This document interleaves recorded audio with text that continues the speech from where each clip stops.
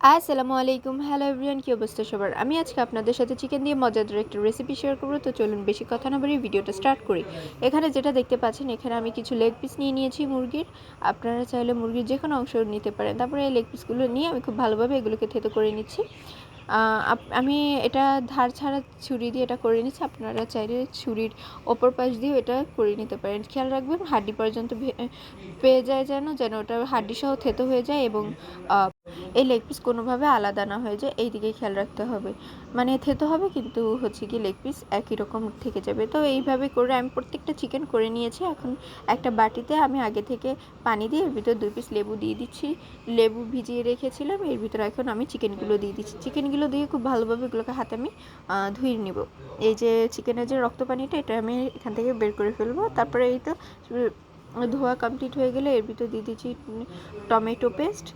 Tomato paste দেওয়া হয়ে গেলে দিয়ে দিচ্ছি আমি এখানে রসুন বাটা, তারপর দিয়ে দিব আদা বাটা, এরপর দিয়ে দিচ্ছি আমি পেঁয়াজ বাটা। এই সব কিছু দেওয়ার পর আমি হচ্ছে গিয়ে এখন এর ভিতর দিয়ে দিব গুঁড়ো মশলার ভিতরে রয়েছে লবণ, লাল মরিচের গুঁড়া, জিরার গুঁড়া, ধনিয়ার গুঁড়া, গোলমরিচের গুঁড়া, গরম মশলার গুঁড়া। এগুলো আমি তারপর এর ভিতর দিয়ে দিচ্ছি সব একসাথে।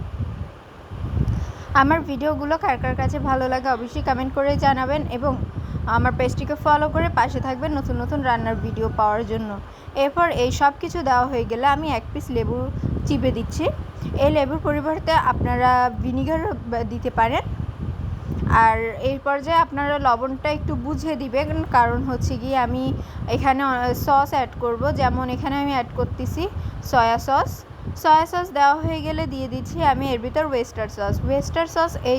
এটা আপনারা স্কিপ করতে পারেন, তবে এটা দিলে অন্যরকম একটা ফ্লেভার আসে। তারপর দিয়ে দিচ্ছি কর্নফ্লাওয়ারের বদলে আপনারা হচ্ছে গিয়ে এখানে ময়দাও ব্যবহার করতে পারেন। এই সমস্ত কিছু দিয়ে খুব ভালোভাবে মেখে আমি এগুলোকে 2 ঘন্টার জন্য রেখে দেব রেস্টে।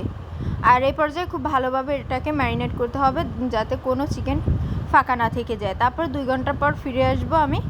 এই 2 ঘন্টা পর এসে আমি হচ্ছে গিয়ে এটাকে সরাসরি তেলে ভাজতে দিয়ে দেবো। এখানে আমি কিছুটা পরিমাণ তেল দিয়ে দিয়েছি যেন চিকেনটা হাফ পরিমাণ তেলের ভিতর ভিজে, এরকম তেল দিয়ে দিয়েছি। এরপর এক সাইড আমি হচ্ছে গিয়ে 4 থেকে 5 মিনিটের মতন করে এক সাইড লো আঁচে ভেজে নিব।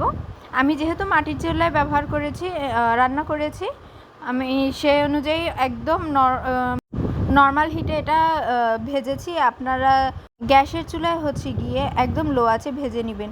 তারপর এই সব কিছু ভেজে নিয়ে তো এই তো রেডি আমার এই চিকেনের মজাদার আইটেমটি।